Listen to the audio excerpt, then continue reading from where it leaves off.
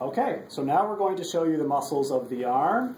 In terms of the arm muscles, I should show you the subscapularis, this muscle located on the underside of the scapula. It's not visible on our other models. On the upper arm, we have the biceps brachii running across the top of the arm, the coracle brachialis running into the armpit, the triceps brachii makes this horseshoe on the back of the arm, and finally we can see the brachialis on the outer portion of the upper arm. The deltoid muscle is also visible on the arm model quite conspicuously.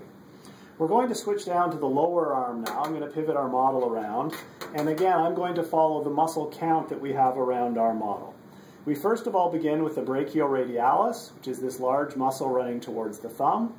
Next to that is the small pronator teres, which has a little bit of a sideways orientation to it. We can see the flexor carpi radialis running along the radius, followed by the palmaris longus. You'll note the palmaris longus has this little divot of extra tendon going in that sort of helps to make it visible. Deep to the palmaris longus is the flexor digitorum superficialis. Beside those muscles, we have the flexor carpi ulnaris, followed by the extensor carpi ulnaris. We then see the small extensor digiti minimi, whose tendon goes out to the baby finger. We then have the extensor digitorum, which is running to the 3 fingers of the hand. We have the extensor pollicis longus. You can only see the tendon because the muscle is located deep beneath the other muscles.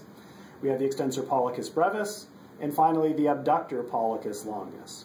Carrying on our count, we have the extensor carpi radialis brevis and the extensor carpi radialis longus, and that brings us back to the brachioradialis. There are 2 muscles not on the count. One is the anconius, which is located on the back of the elbow.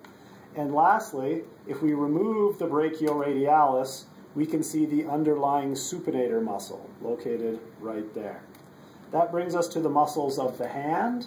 Starting from behind the baby finger, we have the opponens digiti minimi, which is visible on our model on the back of the baby finger, the abductor digiti minimi, the flexor digiti minimi brevis. The adductor pollicis is the webbing of the thumb. We then have the flexor pollicis brevis, the abductor pollicis brevis, and finally on the back portion of the thumb, the little bit of opponens pollicis that we can see. In terms of associated structures, remember the flexor retinaculum runs across the front of the wrist to trap the flexor tendons, and the extensor retinaculum is located on the back of the wrist.